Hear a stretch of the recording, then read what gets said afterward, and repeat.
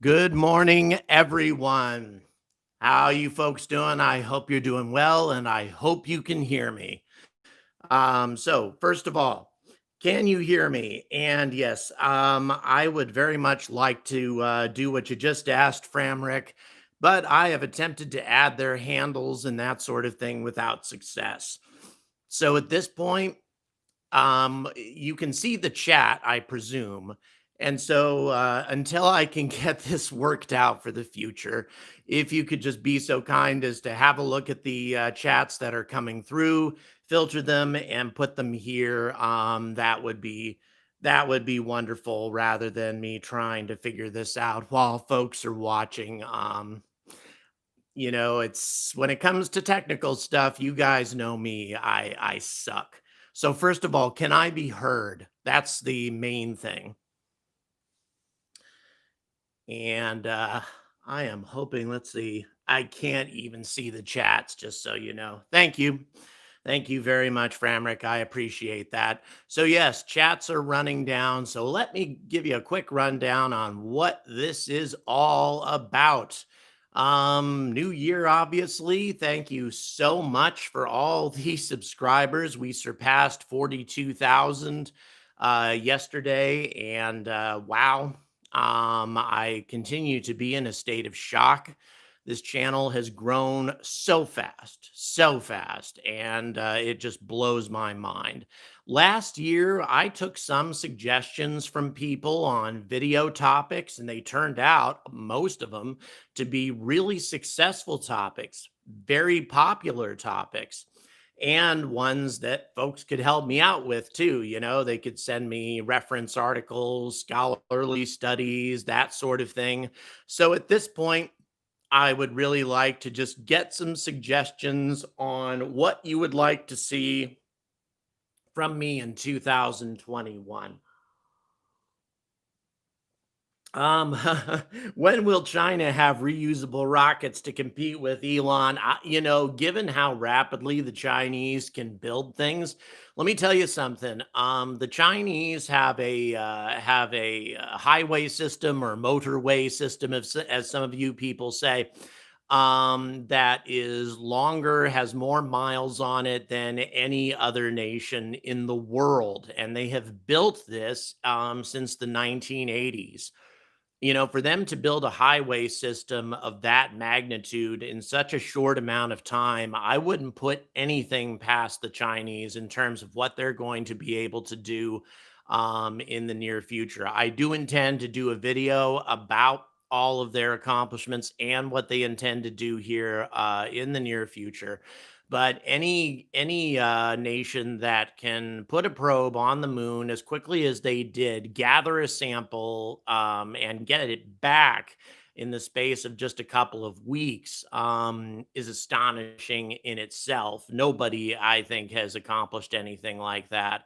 So they're for real. They're definitely for real, and whatever they're working on, they can do these things very, very swiftly.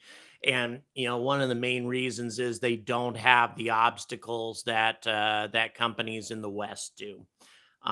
Okay, so there's stuff coming up on the chat, and I can't see it. Once again, just to let you know, my glasses have been misplaced for the last 24 hours, which is okay because I need a new prescription anyway. I can see stuff here. I can't see stuff up on there. So I'm kind of relying on my moderators and my supporters to kind of transfer the stuff that you guys are saying over to the Discord side here. Thank you so much, guys, for your assistance. So whatever you can put up there, will be deeply, deeply appreciated, so that I can try to address everything that everyone is sending. I'll be releasing another video today, by the way, through the generosity of the my Patreon folks. I created a video as a supplement to the Proxima Centauri video that I did not that long ago. There's a whole lot more in the way of, I just saw a super chat come up. Thank you so much for that. Um, a the What was I saying? Oh yeah, there are many more types of techno signatures that I didn't have time for in that video. I created a new one as a Christmas present to the Patreon folks, and they agreed to let me share it with all of the rest of you folks, which I thought was awesome. I thought it was really generous of these folks to do that, because originally it was exclusively for them. So thanks, and you guys are getting another video today. So yeah, I'm churning these things out like crazy. Okay, from Raziel, will Boeing ever reach SpaceX? No, they absolutely will not. This is a company that is entirely immersed in the culture of taking advantage of the government procurement process. They are used to getting paid way more money than what they should get paid for various projects. And this includes military projects, everything. This is what they've been accustomed to for over half a century, and this is what they're going to continue to do. Now, once again, they did, get us to the moon. I mean, the Saturn V, obviously, a lot of it was Boeing, a huge amount of it was, but still, they're doing things in the old fashioned way of taking advantage of what they regard as limitless government funds, and using their lobbyists in Congress to make these things happen. And I think it's pretty obvious, especially recently in the 2021 budget, NASA pretty much cut funding to everything that the Congress rather, cut funding to pretty much everything NASA asked for except SLS. They gave SLS all the money they wanted, which creates an absurd situation to where we can send rockets to orbit the moon, but we can't land on the moon. It's unbelievably stupid. So there's no reason for Boeing to ever change. So Boeing is always going to be stuck in the way that they do things, and it's going to eventually be to their disservice, and they're going to pay for it ultimately. But I just don't think they're going to learn. Not in time. ULA, they're learning. They're a spinoff from Boeing, for God's sake. They're learning. They're working hard on reusability, and they've delivered some very low cost military projects recently. They've been very competitive with SpaceX, but Boeing, no, not at all. Okay. Hello. We got a greetings from Finland. More videos about Mars. Yes, I definitely want to. As a matter of fact, one of my supporters, I'm not going to call him out by name, he can be a bit shy sometimes. So one of my supporters has got a new space engine that allows him to create these awesome custom pictures of Mars and other places in the solar system. So we are going to be getting some incredible images, customized images of Mars and other places throughout the solar system. If I want to talk about Olympus Mons, he can give me 15 pictures of Olympus Mons. If I want, to do a video on Pavonis Mars, he can do pictures of that. So yeah, great stuff, great stuff. Krishna Char, and I'm probably mispronouncing it. Thank you so much for the super chat. More on the Indian human spaceflight program. You're right. I have done nothing on that. I've mentioned it in passing. I apologize. I think that definitely more needs to be done about that. So that will be addressed in 2021. You have my word. Another one, I'd like to see what you think about the orbital refueling of Starship if they make the tanker expendable, like Elon has said in the past. Well, I'll tell you, I just in my first reaction is everything about Starship needs to be reusable, including the tanker. Everything needs to be reusable for this to be very viable. I think the Starship's going to be an expensive piece of equipment, and even though the super heavy, from a tanker will be able to be reused no matter what, I don't think making any part of this system expendable is the way to go. But this is Elon's company, not mine. I do believe that every aspect of this being reusable is important. Ian McDonald says hello. Well, thank you so much. Thank you. Timothy Alves, a Patreon supporter, spoiling us with content, not complaining. Well, yeah, a lot of that. I have to admit, I'm churning this stuff out like crazy. In many ways, it's a YouTube thing. I might have slowed down slightly if monetization hadn't changed. It's a fickle thing, and it's changed pretty radically recently. So in any event, I've it's the only way to make up for that is to put out more videos. So that helps for you guys. So really that's not a big deal. I mean, it's always been my objective to at least put out one video every 3 days. But recently that's dropped pretty much to every 2 days, at least for the foreseeable future. Okay, we've got let's see, what sort of movie should Tom Cruise make on the ISS? That's a tough one. Anything involving action would be really dangerous. Anything involving pyrotechnics or even fake firearms, that sort of thing, unless you CGI everything, I suppose. I would say probably something that's a little bit more, maybe you can have all the action sequences filmed on Earth and just have the sequences where they're having conversations and that sort of thing all filmed on the ISS, that sort of thing. Tom Cruise is all about action films for the most part. So that's what have been his most successful films. So you would think that that's what he's going to do, but on the ISS it's not really possible.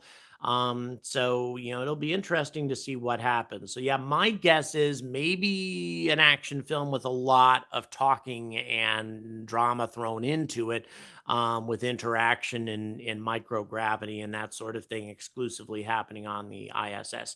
Okay, do I have any idea of what SpaceX is going to do to create a mass simulator of Starship when Super Heavy makes its first hops? My guess is just, dead weight of some kind and on top of I mean, you need 200 tons worth of dead weight, I guess, if you're talking about a fully loaded Starship, but some sort of dead weight, just to give an idea of how much it's all going to weigh, and that can be concrete, that can be a variety of different things. Obviously, 200 tons of concrete is a heck of a lot, but they've got to put something on top of there in order to give a proper simulation. Who is worse, Blue Origin or Boeing these days? That's a good question. That's a very good question. Because I would say Blue Origin is more innovative, far more innovative than Boeing. So I would give them a plus as far as that's concerned. But as far as a negative is concerned, that lander of theirs is beyond dangerous. It's irresponsible. It just is. And having interviewed Kathy Lutters over at Dynetics, somebody who knows a lot about this stuff and has been working on it for decades. She thinks that it's dangerous. And I don't think she was just saying that, to support her own company and making something up. She provided a lot of very good reasons as to why that lander is unsafe. So, with that kind of irresponsibility being involved, I was really hoping that they were going to come out with some sort of new announcement that they were going to replace that ladder with some other kind of ascension system or something like that, but they're not. They haven't, and that's a real letdown. So I don't know. It's a tough one. That's definitely a tough one. Daniel Saralu, I apologize once again. I can give two suggestions. Number one, something on the terraformation of Mars. I actually did a video on terraforming Mars not that long ago. You go back into my library and you'll find it. It's maybe 10, 11 episodes back, something, but I did that while I was in Colorado.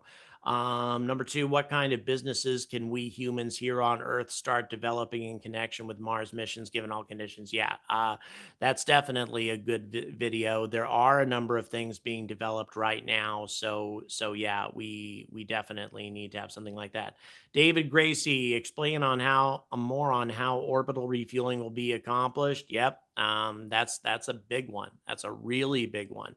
There are a number of things that Starship can do without having to refuel. So and we're going to be discussing some of that in the live stream tomorrow.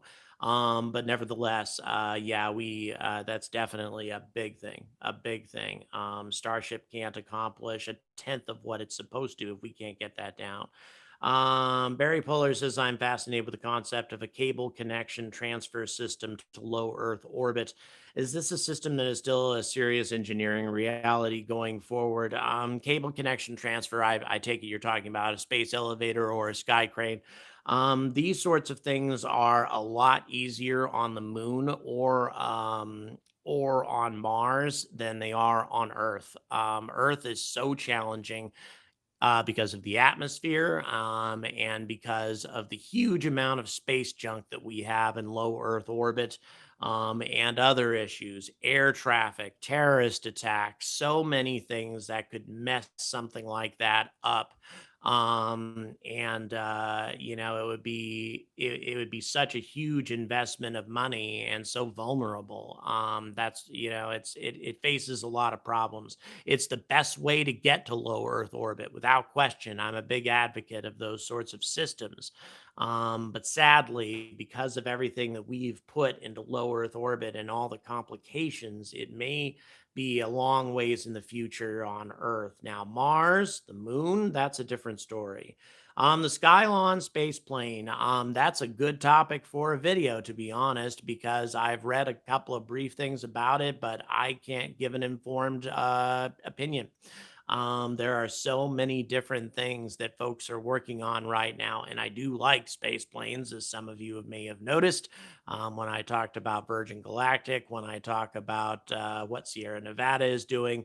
So yeah, that would be a good topic for a video. So thank you for that, Kevin. I will definitely look into that as well. What do I think of the single launch space station concept recently proposed on YouTube by SpaceX Vision?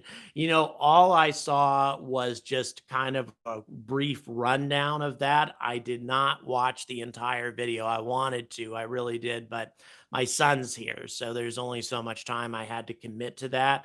I find the whole idea to be very intriguing. The fact that you could put an entire space station up pretty much in one go. But nevertheless, I did not watch the entire video yet. But I will. We'll put it that way. I will within the next 24 to 48 hours because that's one that grabbed my attention almost immediately. Okay. Thank you for the super chat, Craig Bryant. Wonder why Elon won't build an orange tank that was used on Discovery. Challenger spaceships, extra fuel, oxygen to get to Mars, back to Earth. Yeah, additional tanks would always be helpful. Of course, if you add more tanks, you add more mass. That's always the drawback to it. You know, the whole concept of maybe even strap on boosters of some kind, you know, but once again, well, you know, smaller strap on boosters might be reusable. But yeah, that, you know, anything that can increase the thrust or increase the amount of fuel available, all of that would really help us out. As you guys know, I'm a big supporter of the concept of a propellant reserve, keeping a lot of propellant in orbit to be used by space agencies to get their missions out to destinations far and beyond at a much greater rate of speed. Because once they achieve the delta V to get to low Earth orbit and then refuel, no matter what kind of ship they are, it's going to allow them to get to their destination much more efficiently. So I'm a big advocate of putting that fuel in orbit and also sending the majority of that fuel from the moon, where the delta V is a little over 10%. of what it requires to get stuff to low Earth orbit from Earth. Okay, Warhawk, hello. Where does the ISRO fit into future exploration? Boy, some tough questions. You know what? Since this topic is mostly about suggestions for new stuff, what I would commit to do is to including ISRO in a new video. Not to say that I don't want to answer questions, but nevertheless, I think I'd like to answer those questions by making videos about them, including them in my content. That was kind of the point of all this. So Warhawk, I commit to putting this into a video soon. We'll put it that way. Peter Lyall, 12:43 a.m. Sunday morning here in Australia. Oh, thank you very much for that. I appreciate that. Congratulations on the 40,000 subs. What do I think about the Gateway Foundation? Well, that is a question. I find myself kind of on the fence and sort of subtly agreeing with a certain somebody when it comes to this thing. I think the Gateway Foundation is a colossal project. It is huge. And to try to create a space station of that magnitude. And I don't think they have the investors. I think they're very, very long ways away from accomplishing what they want to do. The Starship definitely has to be operational before they can even think about putting up something like that. And then that's going to be one of the biggest and most ambitious orbital construction project that we have ever embarked on. Look at the effort that it took to build the ISS. The Gateway Foundation's idea is, ISS times 100. It is super ambitious. I think it's a really good idea. I think that we should do it, but I don't think that they have the investors. There are far, far less ambitious space stations that don't have the investment right now, that don't have the investors. Something that colossal, I don't see it happening for quite some time. Are they for real? Well, I'd like to think that they are, but I think their goal is going to be really tough. And I just answered that question because it's going to be a while before I make a video about the Gateway Foundation. Because I really still kind of have, a lot of people really like the idea of what the Gateway Foundation is putting together, and I don't blame them. I think it is a beautiful idea, but I have some serious doubts about its practical, its practicality as to whether or not we're going to be anywhere close to doing that for a while. Okay. Where's my next trip going to be? I think that I'm likely to go to Houston.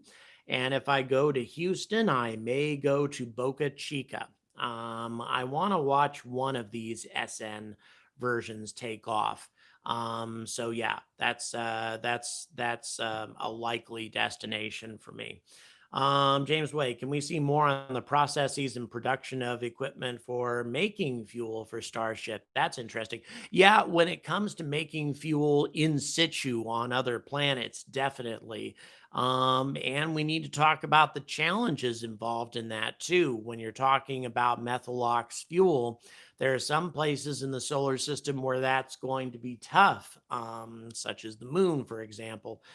Making large amounts of methalox fuel, as far as we know, is going to be extremely challenging for that. But yes, there have been some articles written recently about that sort of thing. So yeah, I'd be very interested.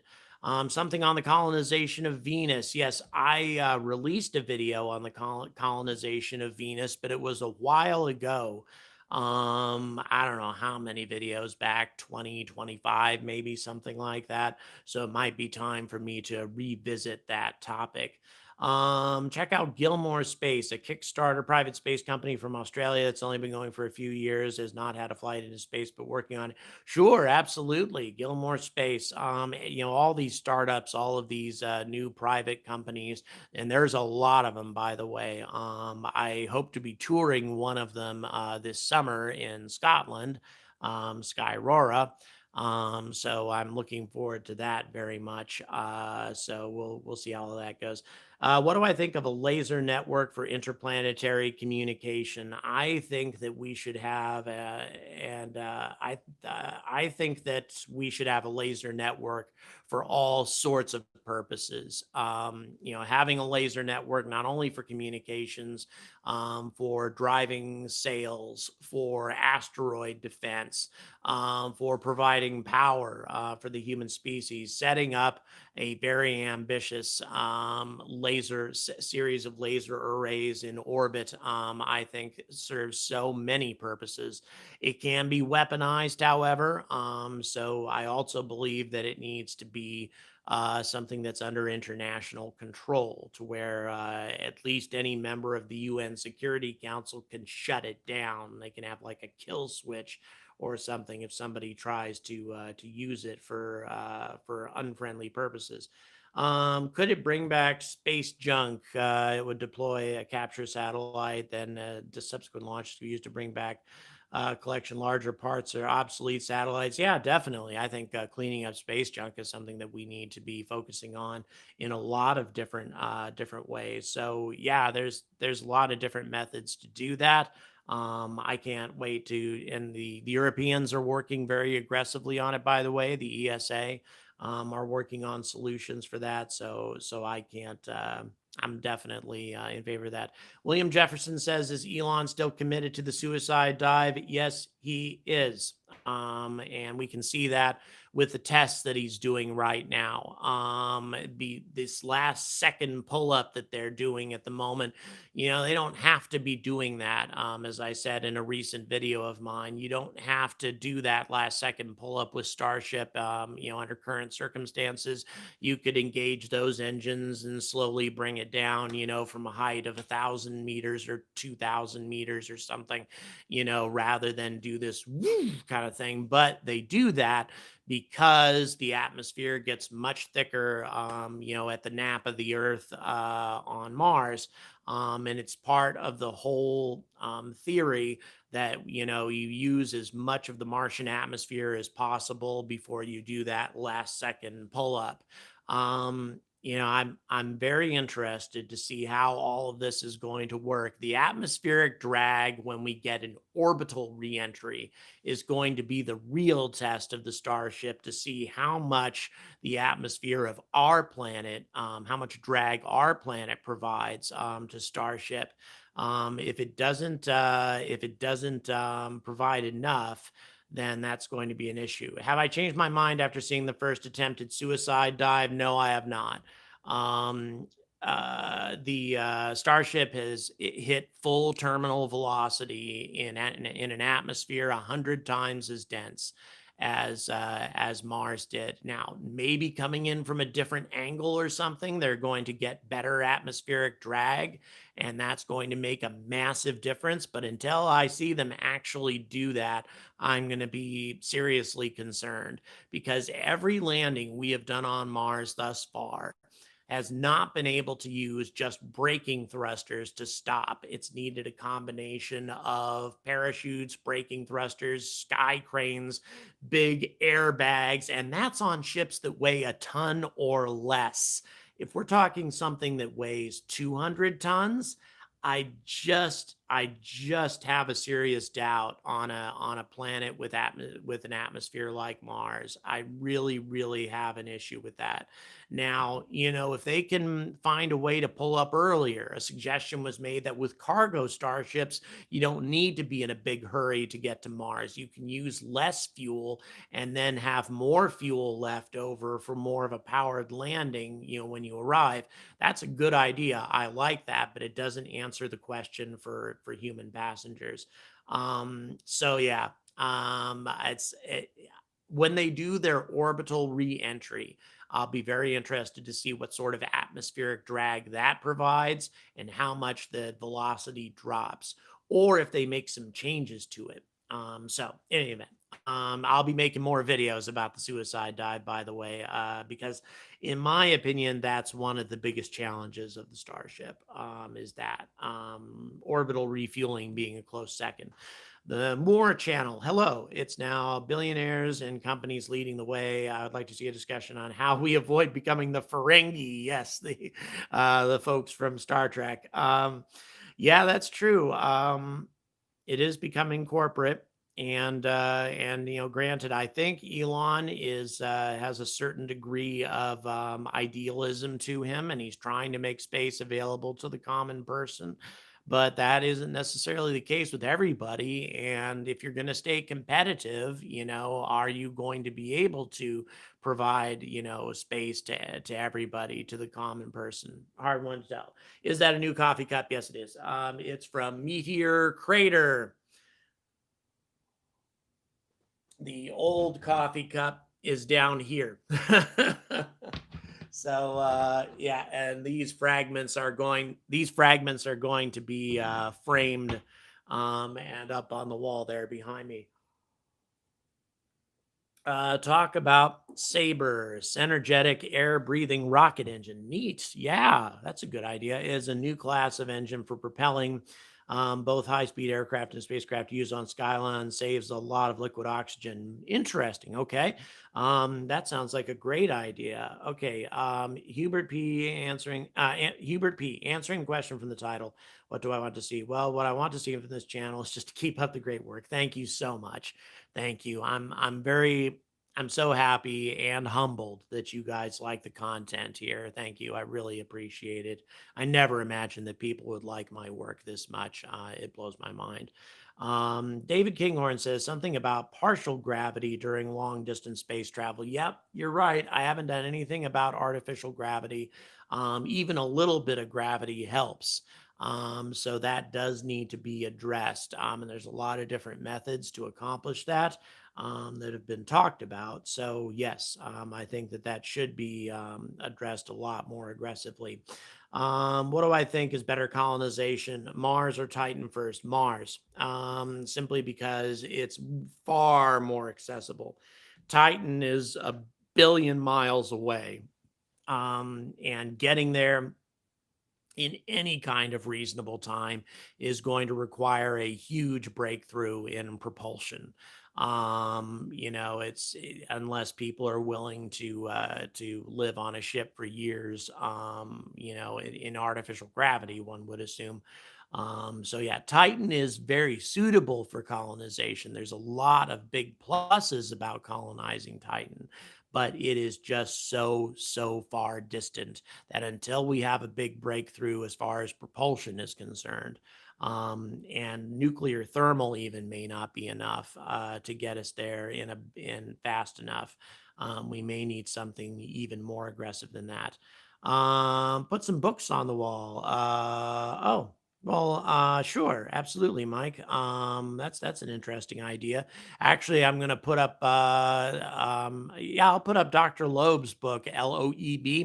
Avi Loeb is putting out a new book on Oumuamua, and he is arguing that Oumuamua was definitely of alien origin. He is making a very bold statement by saying that. He is a highly respected astrophysicist, and at Harvard University, for God's sake. And his stuff is peer reviewed and all that. So this guy's for real. And he is saying, he's finally putting it out there and saying that Oumuamua was an alien artifact coming through our solar system. And the proof he's already provided is amazing. The book, I think, is going to be even more amazing. Thank you so much for the super chat. Rob Womack says, stay angry. Absolutely. I will never stop staying angry about space. More roasting of Blue Origin. Yes, if they provide me with more reasons to roast them, And as they come up with new releases, or God forbid, if the national team wins the human landing system competition, then I'm really going to lose my shit. I really am. That's going to absolutely incense me if they win that, because they don't deserve to win that. There are far superior designs out there. And so so yeah, there'll be more of that. Alien Sherm, I like thoughts of based on one of the mini me moons around Mars. Thanks. That's actually a pet thing of mine. I do like it as well. Mars Base Alpha. So yeah, I definitely am going to put something out on that again at some point. So yeah, I'm very interested. Tim Anderson, thank you for the super chat. Very much says Gateway Vision is good. Organization seems a little sketchy. Yeah, that is my issue as well. It just doesn't seem to me that they have what it takes to put something as ambitious as that up. I don't see how they would do it without a huge investor, an Elon Musk, for example, or a Jeff Bezos or somebody throwing billions of dollars at that project. You would need that in order to even have a shot. Do I own a telescope? Says Alan T. I will own a telescope by the 21st. The 21st is when I get my latest monetization check, and I took my son out. And yes, I know this is difficult to believe. Viewing where I live is tough, and he had never really seen the stars in all their glory. And when we were in Arizona, I took him out. Finally, it cleared off the last night that we were there at the Grand Canyon. I took him to look at the stars, and he was stunned. He had never seen it before. He's 15 years old, and he had never seen that before, anything that glorious before. The stars in Arizona, because of the dry atmosphere and because of the altitude of the Grand Canyon at the South Rim. It was gorgeous. And then I showed him satellites for the first time. He had never seen those before. All of that blew his mind. So yes, I will have a telescope here within the next few weeks. I used to have one when I was younger. And then I had to go and get a place to live and other things, and had to liquidate most of my possessions back in the day. Cyclonic says that the Gateway Foundation has shown that they're making progress. That's good to hear. Testing the trust builders soon. Well, I may follow that a little bit closer. Who knows? Maybe they'd give me an interview. Anybody interested in seeing me interview the Gateway Foundation? Maybe they'd give me an interview. Who knows? I think that might be worth it. What cargo can Virgin Galactic take up, says Alan T. Actually, it would be Virgin Orbit that would be taking up the cargo for the most part. Virgin Galactic can take up these little suborbital experiments and things like that. Virgin Orbit is the more ambitious one, and they're mostly small sats and things like that. They can only take up a couple 100 kilograms at most, but nevertheless, small sats are kind of the future. At least as far as low Earth orbit. And also, Virgin Orbit can send about 30 kilograms to Mars and about 40 kilograms to Venus. So they have the ability to send small sats to other planets. At least in theory, they have to have a successful test of their system, and that's coming up very soon. I am super excited about it, to be honest, to see if this innovative and different system of theirs finally works. Will Rocket Lab's mission to the moon be the first moon mission of a private company, or the first moon mission on a reused rocket? It will be the first moon mission of a private company. And assuming they actually reuse the rocket, yeah, that too. I don't believe that anybody else has sent anything, any private company has sent anything to the moon. So yeah, what the mission that they're sending this year, which is going to be paralleling the orbit of the lunar gateway, the rectilinear halo orbit. They're going to be experimenting with how easy it is to get into that orbit, to maintain that orbit, etc. This little small sat of theirs is going to be doing that this year. So yeah, that's a big moment. That's a very big moment for them. And more power to them. Rocket Lab, they're amazing. I'm a big fan because what they've accomplished in a really short time is pretty astonishing. Stefan Vanderfeest, a possible topic for a video. Can the orbital refueling be done with 1 or 2 ships instead of 6 to 8 if the tanker starship is expendable?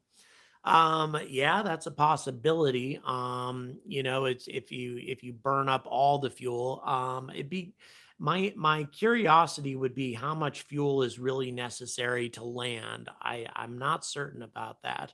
How much fuel you would save. I'm still a big advocate of using the tanker starship to fill up an orbital propellant reserve rather than using tanker after tanker after tanker. It removes the possibility of mission scrubs and other things that can slow things down. You do all of that ahead of time, and the orbiting propellant depot is capable of storing the fuel without propellant boil off. And NASA has proven that that's possible, at least in theory. That's my solution. I think that's the best way to do it, to be honest. And ULA is working on that. ULA is working very aggressively on that, actually. It would be ironic indeed if they cooperate.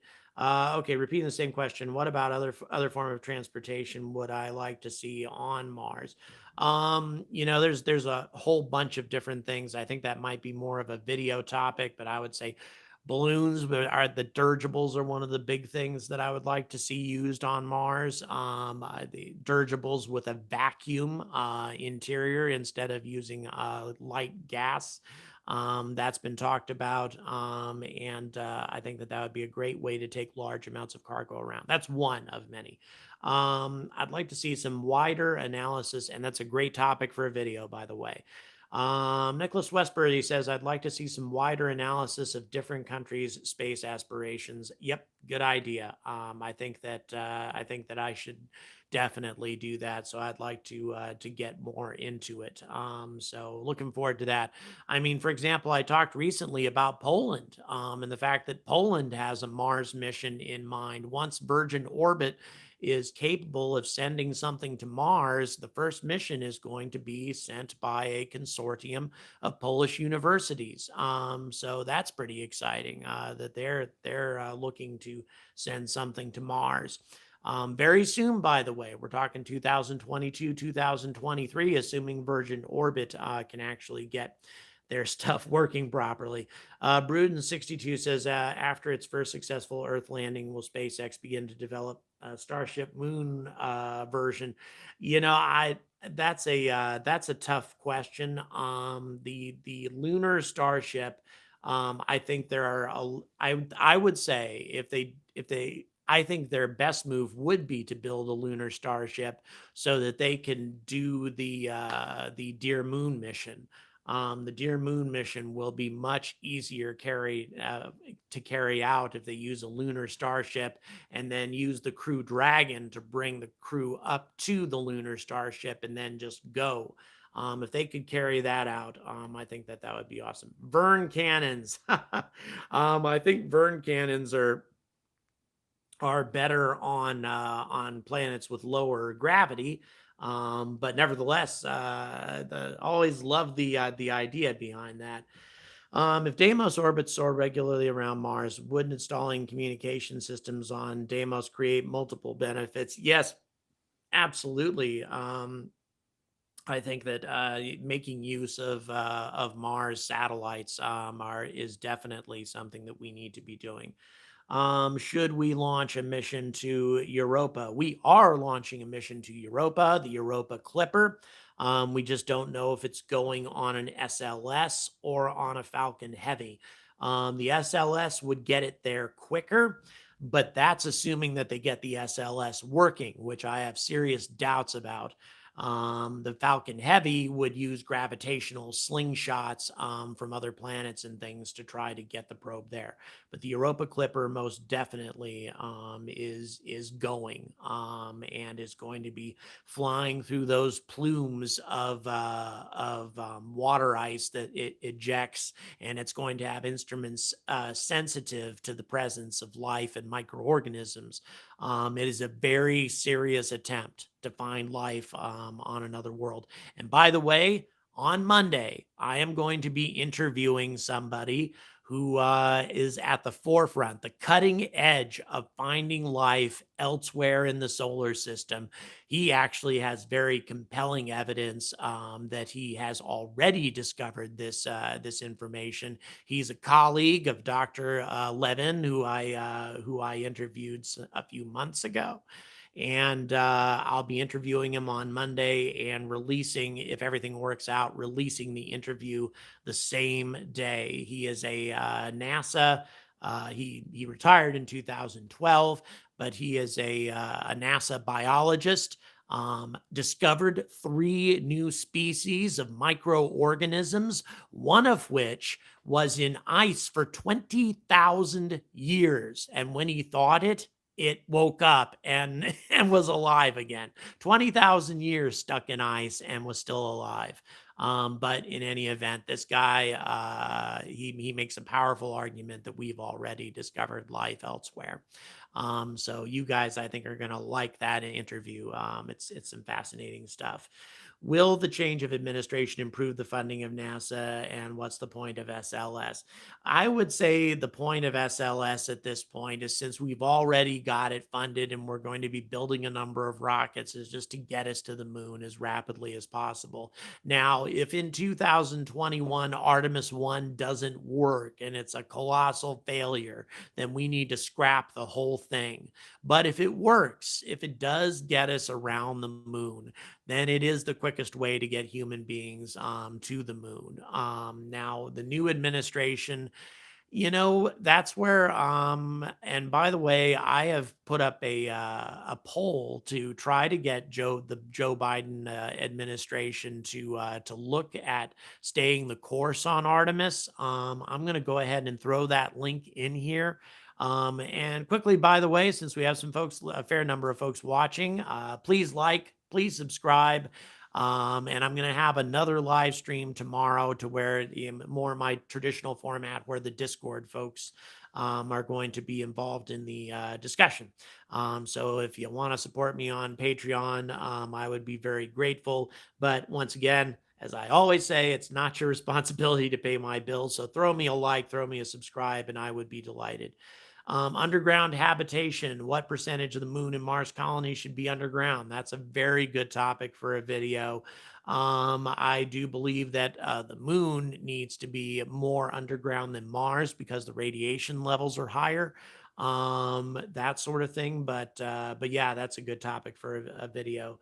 Lex Luthor Bezos trying to accomplish. That also is a good topic for a video. That's I have to be careful what I say on those sorts of things. You never know who's watching, but nevertheless, I think that could be an interesting topic.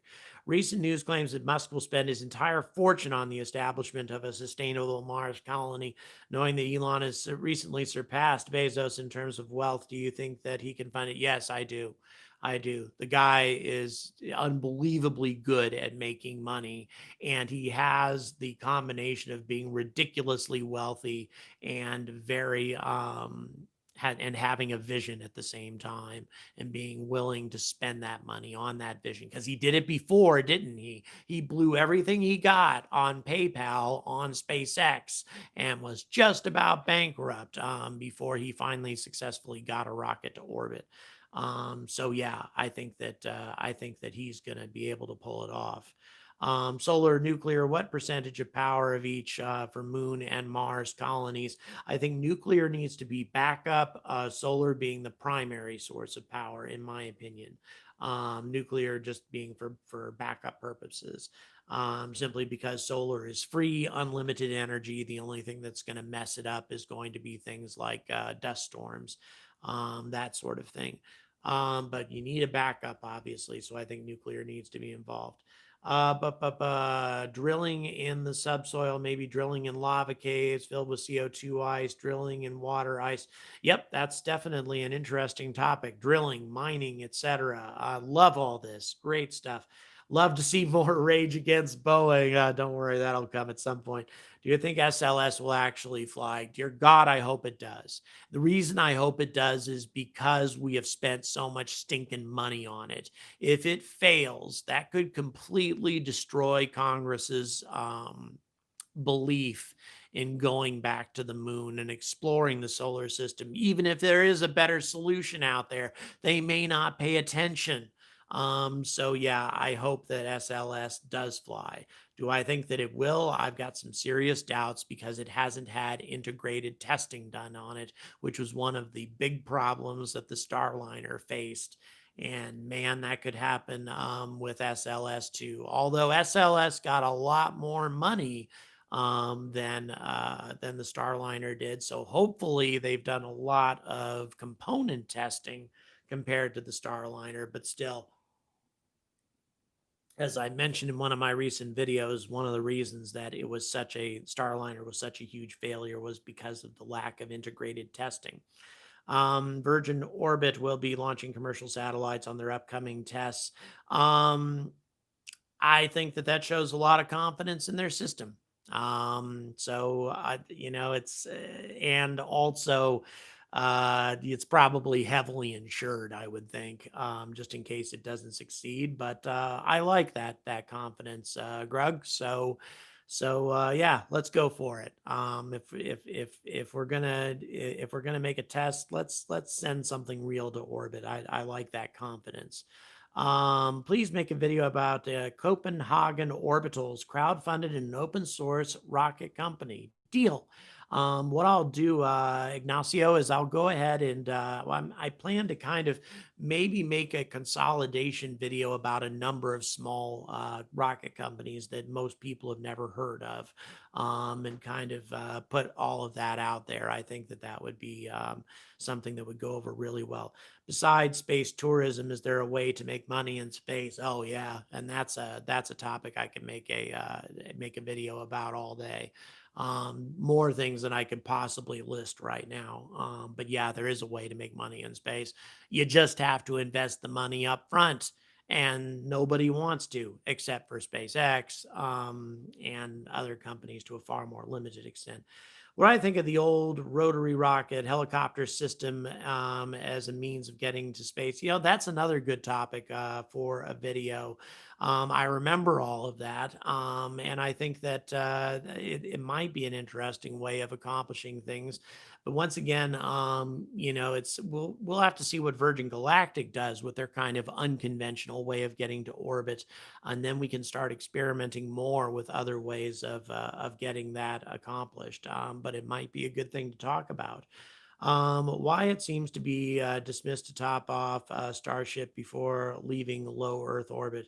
So what if 13 tankers instead of six, an extra 30 million or so per vehicle once things getting in full swing seems like a small price to ensure powered landings on Mars for such colossal initial prices to begin with, says Joe Hero. I agree. I think that Starship needs to go with a full tank of gas. I think the best way to do it is with orbiting propellant depots. I know I sound like a broken record when it comes to that, but I do believe that that's one of the best ways. Stuff like Bigelow modules, hell yeah. Inflatables do make a lot of sense. Cannabian, I think, is it? But in any event, yeah, definitely. I've done a lot about the Bigelow modules. Sierra Nevada seems to be making the most use of those right now, but I think it may be time to bring that up again. Hydroponics, Mars and moon bases for harvesting food. Yeah, Ignacio, I have actually done videos about that topic, but it was a long time ago. So maybe I need to revisit that. I think that that would be a good thing to check out. Alan Sherm, I believe Elon Musk's brother, yes, is growing crops. That is very true. He's very, very big on hydroponics. I'm a bigger fan of aquaponics myself, just because it is more self-sustaining, and you get fish out of the deal. I think that's just my personal favorite. I've seen it used. I worked for a nonprofit who partnered with an organization that made really awesome organic food for food banks using aquaponics. And they put out so much food with such a small amount of acreage. And by acreage, no soil involved. It's just fish and water and the plants. And I mean, you need the fish food initially, but once you get that going, then the system supports itself. You need to change the water periodically, but that's about it. And there's plenty of water on Mars. So, yeah, I would definitely like to talk about that again. Do I have more trust in Boeing or Blue Origin? I don't trust either one of them. Not at all. Not at all. I would have said I had more trust in Blue Origin at one point, just that they were moving slowly. But now that they've come out with that lander of theirs, I don't trust them at all. They really, anybody should have seen the potential dangers involved in that lander, and yet they did it anyway, and they're working really hard to win that bid. In some ways, I'm glad that Congress underfunded the human landing system because their solution is the most expensive. So hopefully, NASA makes the intelligent choice and goes with one of the other two partners. Personally, as you know, I like Dynetics, but still, either one would be better than Blue Origin. If ESA and NASA fail, will commercial I still settle on the moon soon? Good question. That would be an interesting topic for a video.